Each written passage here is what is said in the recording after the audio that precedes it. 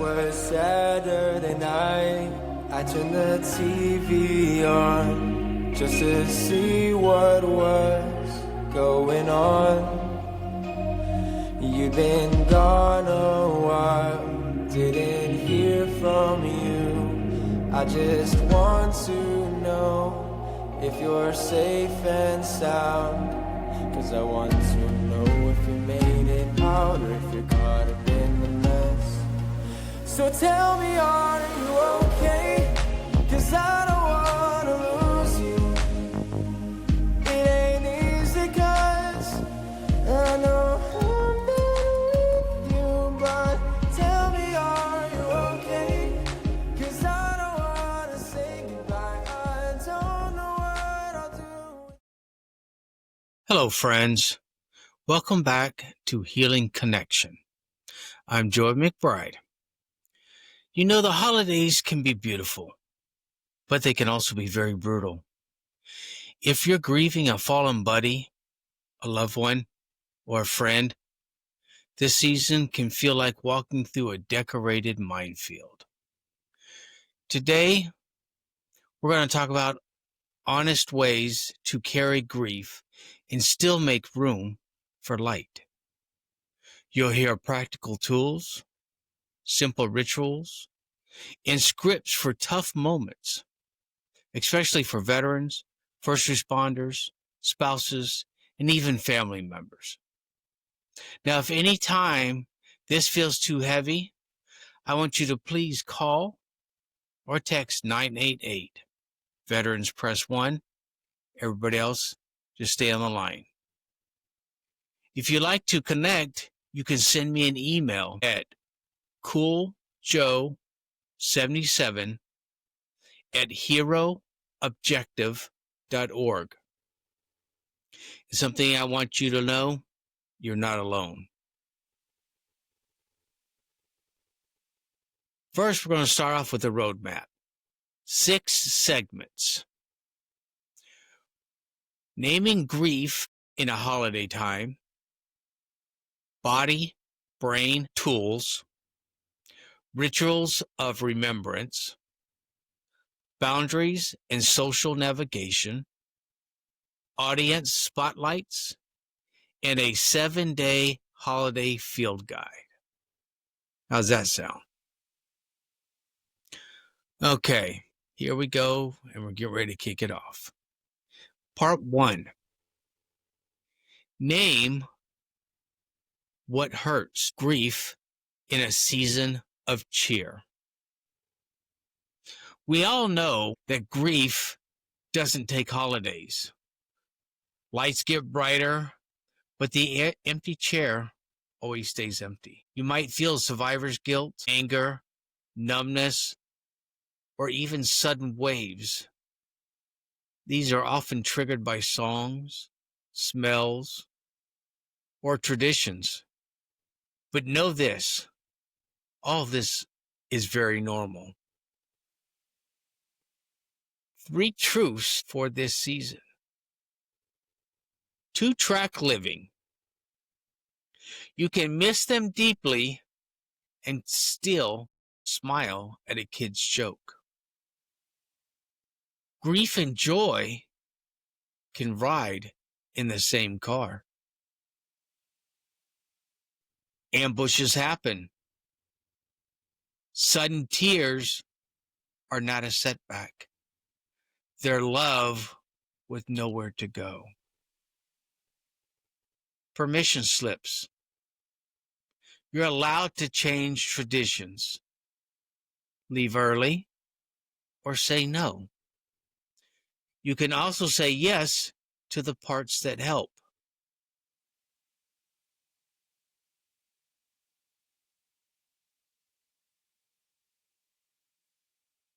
What I would like for you to do is name one tradition that hurts this year and one tiny thing that still feels good and safe to you. A brief, honest memory of a holiday after a loss was kind of hard for me at one point. But the more that I went through, sometimes the easier it became. But there was a lot of times I just put on a mask and made it through. Sometimes after a while, those masks get heavy and we can't carry it all of ourselves. We need somebody to talk to. We need somebody to reach out to and that will listen to us. I don't know what happened. All I know is the little bit of help that I got made a world of difference.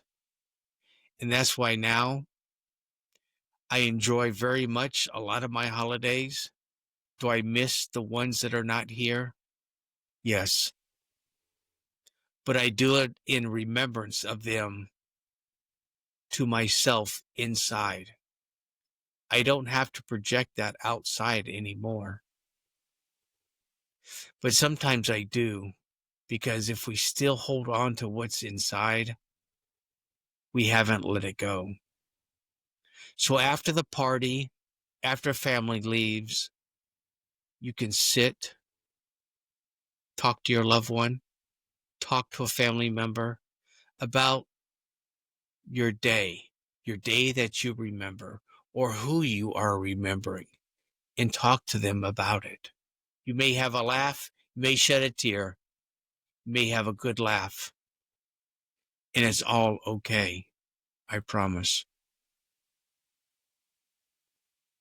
Part 2. Regulate first. Body and brain tools for tough moments. When grief spikes before the mind can reason, regulate the body. What do I mean by that? Box to open breathing for 2 or 3 minutes. Inhale for 4. Hold it for 4. Exhale for 4. Hold it for 4. Do this about 2 times.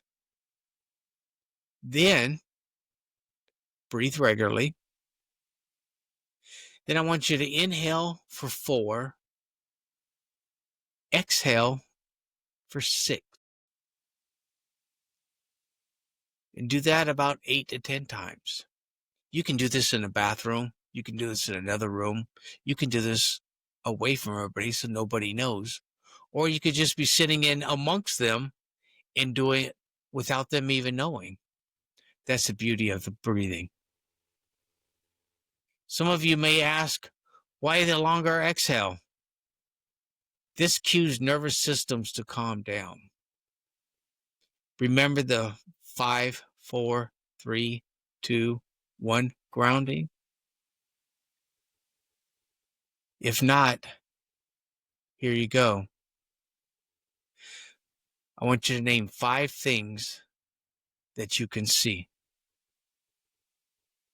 4 things you can feel. 3 things you can hear. 2 smell. And finally, 1 taste.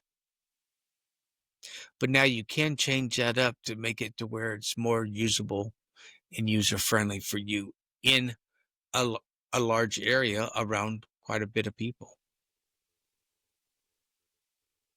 But why? This brings you back to the room and not to the memory. Hand on heart reassurance. Place your hand on your chest. Yeah, if you're driving, you can't do this, but do it when you stop. Slow breathe. Say this phrase. These hurt, and this does hurt, but I am safe right now. So put your hand on your chest Take a slow breath. Say to yourself, these things hurt, but I am safe right now. Micro exiting plan. Now, we all normally do this in in buildings that we're not familiar with or surroundings we're not familiar with. Most of us automatically know where all the exits are. But sometimes when you're over at somebody's house you don't know, you're very much challenged at that point. So agree on a single phrase, like going to go check the pie. Step outside for 3 minutes. Breathe and rest. Or, like I said, say you got to go to the bathroom. I'll be right back. Go in there and sit on the toilet. Just breathe, put your hand on your heart, and breathe, and tell yourself that you're safe right now. A toolkit card idea. Keep a small card in your pocket with your grounding steps and your contact to text. So, yes, step away and go outside or step into another part of the room. Pull your phone out. Text somebody. Yes, most of everybody's going to be at others on a holiday. But if you let somebody know in advance, hey, I might need you today, I bet you they'll listen out for their phone. I can promise you that. Or, like I said, pull out an index card or pull out a piece of paper. It doesn't have to be very big.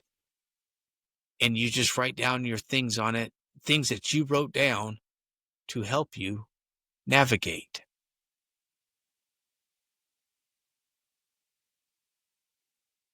Part 3. Rituals in remembrance. Making space for love. Not making love, but making space for love. Rituals give grief a place to go. They honor that person and reduce the pressure to hold everything inside. An option, maybe to mix and match, the empty chair ritual. Set a seat with their name or patch on it. Invite one memory, one laugh, one silence. Doesn't have to be something that's long drawn out. But if you want to invite a memory, get one that you remembered that was positive to you. If they said something, did something funny, or you had just a gut-wrenching laugh about, share it. If you say prayers before your meal, ask for a moment of silence just for that person. Or a light in a story. Light a candle before dinner. Each person shares a 60-second memory. Or just saying their name's just as powerful as telling a story. Service them in honor. How can you do that, I say? Donate a meal, a toy, volunteer an hour at a shelter, whether it's homeless or for the ones that are unfortunate, go down to the soup kitchen. Volunteer your time. To you, you're doing it in honor of them. A memory ornament or a token. Try writing a note and place it on the tree, on the mantle, or in a ruck. That's a new one. Never heard of that one. I like it. Do a walk of gratitude. A short walk on their birthday, on their anniversary.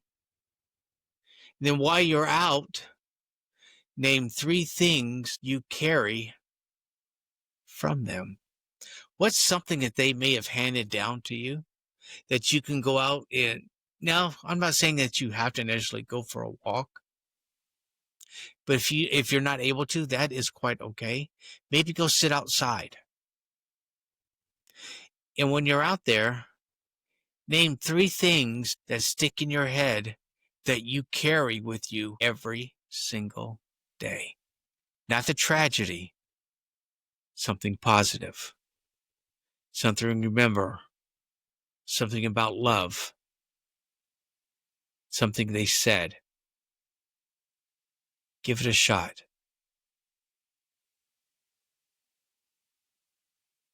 Have a faith-friendly moment, non-pushy. Read a line of scripture, poetry, a prayer that fits your family's comfort. Hold 30 seconds of quietness from everybody that's around. Because we all sit around a dinner table at Thanksgiving, Christmas, sometimes New Year's. New Year's, we're normally out in the living room around. But before you start off holidays, or before you start off a meal, read something. Read something that's meaningful to you. Read something that has impacted your life, how they impacted your life.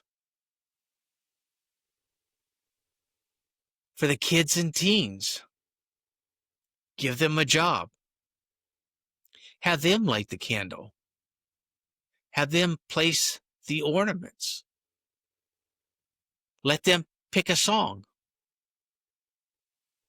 The purpose helps them process.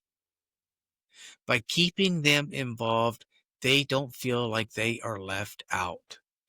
Keep them included all the time. It is so worth it.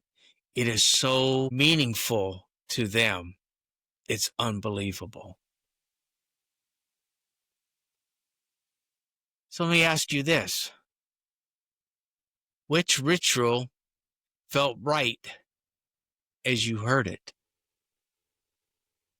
If you could, keep that in the back of your mind. Circle it in your mind if you're a visual person. But which one stuck out for you?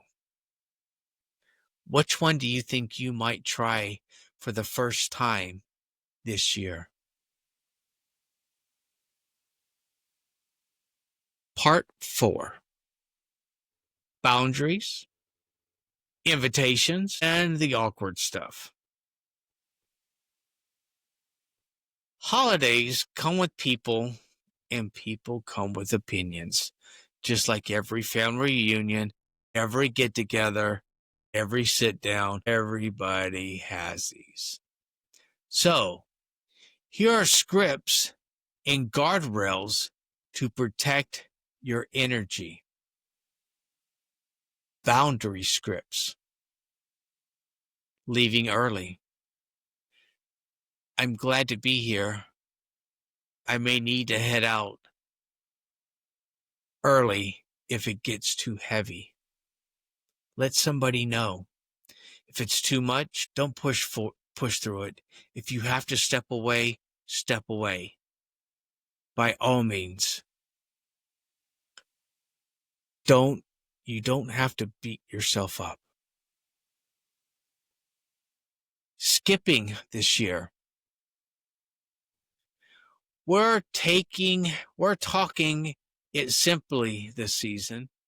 Let's plan coffee in January. So, what does that mean?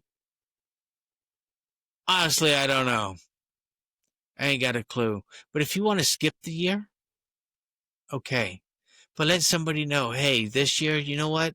We're going to kind of back off and we're not going to, we're going to do something different. And that's okay. We are going to, you don't have to tell them what you're going to do. Just tell them, hey, look, we're going to do something different this year.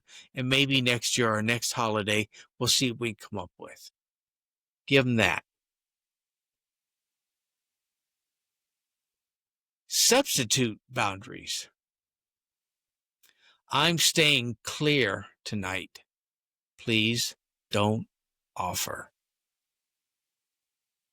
I'm assuming what this means is that let somebody know easy on the stories or say something before it gets too much to where it's a trigger, because you can feel those triggers when they start to happen. So when they do, ask somebody if they could stop politely. If they don't say anything, back away. Step away for a minute. If they do, great. They may come to you and ask you what's up and just say, it was just one of those moments. And leave it at that. Plan B. Exit. Drive your own car. Or agree on a ride-share time. Sit where you can step outside. Identify a quiet room. I know when you're in a house full of kids, there's not too many rooms that you can go and sit peacefully. But I guarantee you, the bathroom is one of them. I know I've said it a few times, but that sometimes is a safe spot. And it's perfectly fine. If they have it outside, go sit outside for a minute. Get some fresh air. Just say, hey, I'm stepping out to get a fresh air. I'll be back in a minute. And sit there and don't dwell. Breathe. Do your breathing. Or have a little laugh to yourself. Then once you feel comfortable, go back inside and try again. Food and alcohol notes. Grief can nudge overuse. Pair any drink with food and water. Set a drink cup cap or go alcohol free. Zero shame either way. So if alcohol hurts or brings it up even faster, for right now at the gathering, it's okay not to drink. Just tell somebody, no, thank you this year. I'll stick to soda, or I'll stick to sweet tea, or I'll stick to water. I'm not feeling it tonight. You're not necessarily coming up with excuses. You're just telling them that, hey, you know what? If they respect you, they'll obey your wishes and not push the issue. But just tell them up front, no thanks. If eating does it, put small amounts on your plate at first. Don't overpile it. Go small. Go easy. Don't make yourself sick. Financial stress. If money's tight, set gift limits or do experiences. Board game nights, nature walk, a movie at home. Because love is not measured in receipts. Love is measured by what you have to offer, not what you have to give. Part 5. Audience spotlights. These are for veterans, first responders, spouses, and families. Grief hits roles differently. And here are some tailored tools, and take what serves you. For veterans, survivors guilt reframe. I honor them by how I live now. Choose one action in their name each week, like check on a buddy, donate blood, mentor to the big brothers, big sisters, go to the soup kitchen. Do something in the name of them once a week or just once. Anniversary dates. Build a strength plan. Morning workout.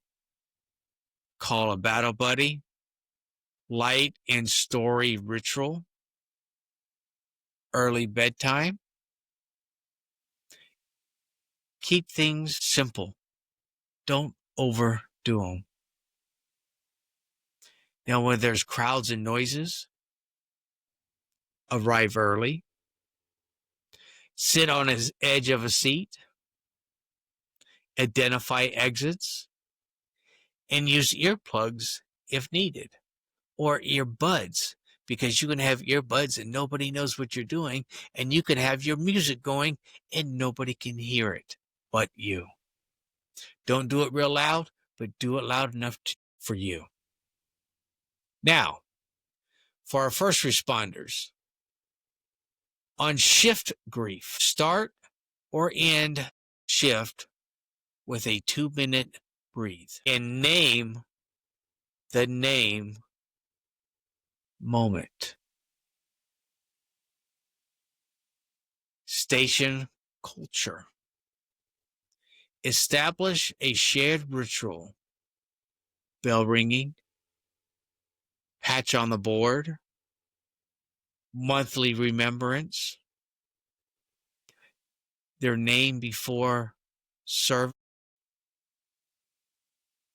Normalize stepping outside after hard calls.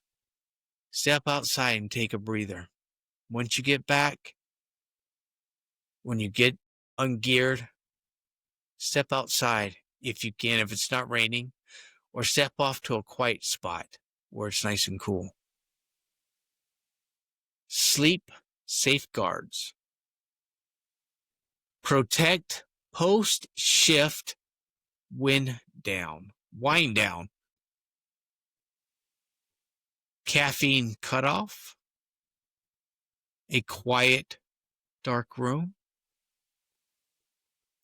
These are all things to help you or try to help you sleep.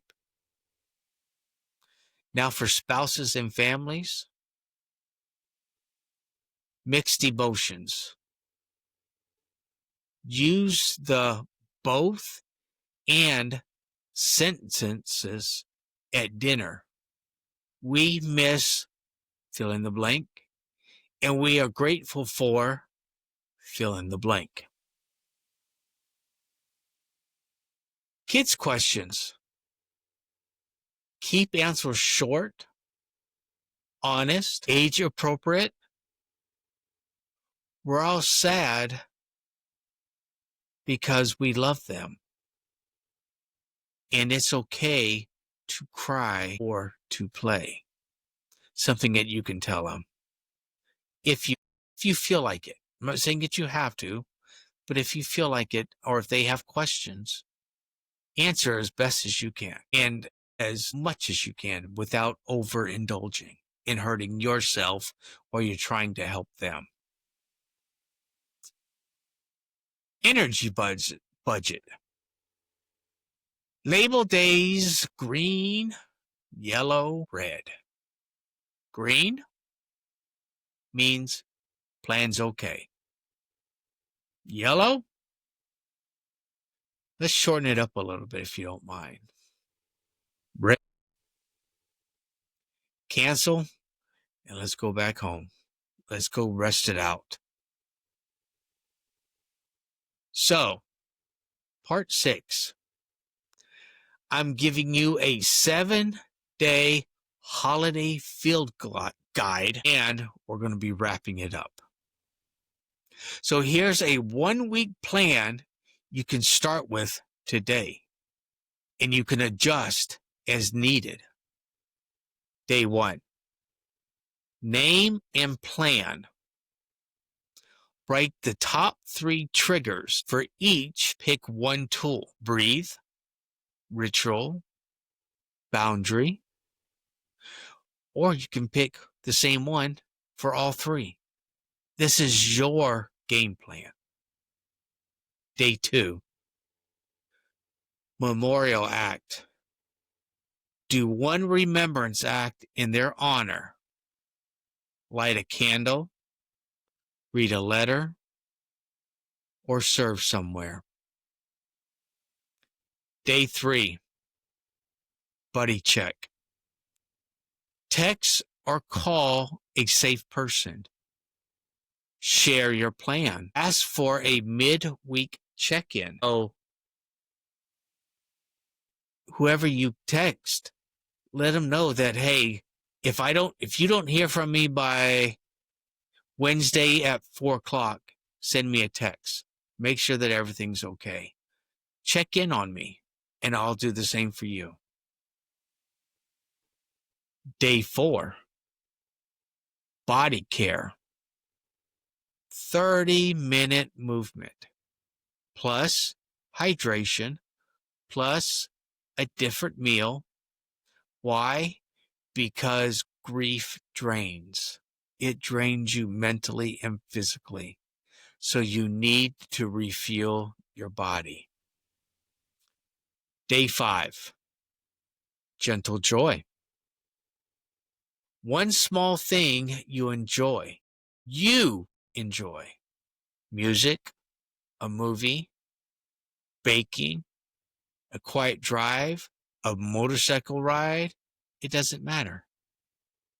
Joy is not betrayal. Remember that. Day 6, give and receive. Again, one act of service and one offer of help. If somebody's offering or holds out a hand, take it. Do something again in their name on their behalf. Day 7, examine and reset for 5 minutes. Ask yourself, what helped? What hurts? What will I repeat or skip next week? That is your final reflection. Sit with you for 5 quiet minutes this season. What would they want from you today? If you could sit with you for 5 minutes, what would you say to yourself? Thank you, guys. We are getting ready to wrap this up. But I want you to remember, grief is love without a plan or without a place to land. Rituals, boundaries, and community gives it a runway. Thank you so much for spending this time with me. If today stirred something up, please reach out to me at CoolJoe77 at heroobjective.org. Or if something is even deeper, or if you're hurting right now, text 988. Veterans, press 1. Everybody else, hang on the line. Something I want you to remember, you're not alone, and I will always have your 6. Until next time, please enjoy your holidays the best that you can, and try and use some of these tips that I am offering for you. If you don't think you can do those and you want others, again, email me, and I'll see what I can come up with. Thank you. See you on the next side. Goodbye.